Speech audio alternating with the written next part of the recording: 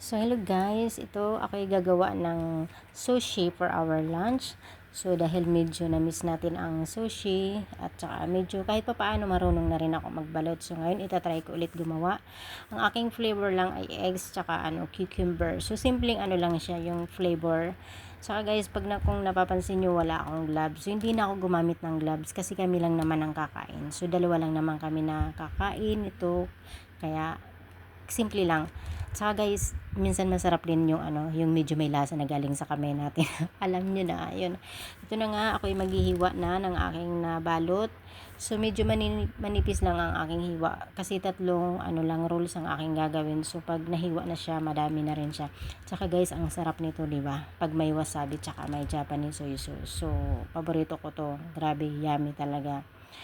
O, yan. So, simple lang ang flavor niya pero sigurado ako na masarap yung yung lasa. Yun na nga, nahiwa ko na ng maninipis. So, marami na. So, ito na yung resulta, guys. Ayan, yummy. So, let's eat.